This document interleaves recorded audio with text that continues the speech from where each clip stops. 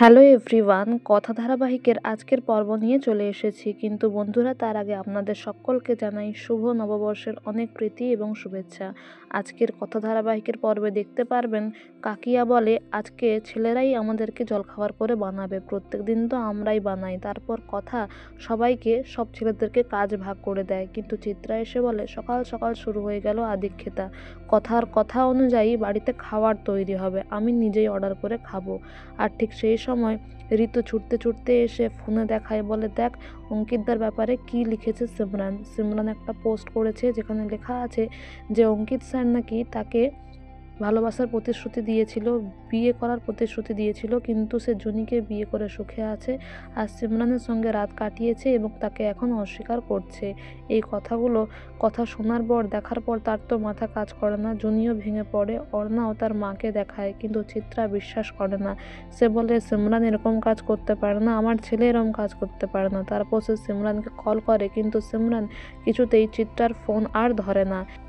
এদিকে প্রান্তিকও সুযোগ বুঝে সিমরানকে ফোন করে আর বলে, আমি অগ্নিভু আর কথাকলির শত্রু, আমি ওদের সহ্য করতে পারি না, তোমার সাথে আমি হাত মেলাতে চাই এবং দুজনে হাত মেলায় গুহবাড়িকে ধ্বংস করবে বলে।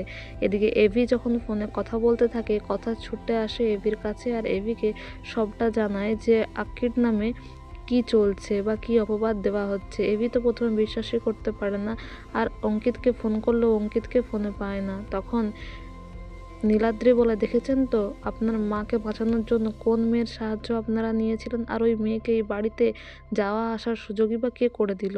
আর এদিকে অর্ণা তো কিছুতেই বিশ্বাসই করতে পারে না। আর অঙ্কিত কলেজে গিয়ে সবটা দেখে, কিন্তু কিছু বুঝে ওঠার আগেই তার স্টুডেন্টরা এসে তার মুখে কালি মাখিয়ে দেয় আর অঙ্কিতকে অপমান করতে থাকে, বলে যে কেন ঠকিয়েছেন একটা মেয়েকে এইভাবে, কেন দুর্নাম করলেন একটা মেয়ের এরম।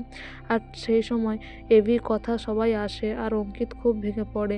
আর এভি তো খুব রেগে যায়, বলে কে করেছে আমার ভাইয়ের অবস্থা এইরকম, আমার ভাইকে আমরা বিশ্বাস করি, ও এরম করতে পারে না। আক্কি বলে যে জুনি তো আমাকে বিশ্বাস করবে না। তখন কথা এভি বোঝায় যে না, জুনি অবিশ্বাস করছে না, জুনি ওকে বিশ্বাস করছে। আর তারা বলে যে আমরা তোকে বিশ্বাস করি, আমরা জানি তুই এরকম কাজ করতে পারিস না, কখনোই তুই এরকম কাজ করতে পারিস না, আমরা সেটা ঠিক সময় করে প্রমাণ করে দেব। এদিকে পুলিশ অফিসার এসে বলে যে ওনার নামে স্টুডেন্টরা এফআইআর করেছে, ওনাকে থানায় নিয়ে যেতে হবে। প্রত্যয় বলে, আমি আছি তো, তুই থানায় চল, লকআপে নয়, আমি আছি, সব ঠিক হয়ে যাবে। এদিকে কথা অঙ্কিতকে সকলের সামনে নিয়ে আসার বলে, আমরা প্রমাণ করে দেব যে অঙ্কিতদা কিছু করেনি। তো বন্ধুরা, এই ছিল আজকের কথা ধারাবাহিকের update. Thank you so much for watching the video. Thank you.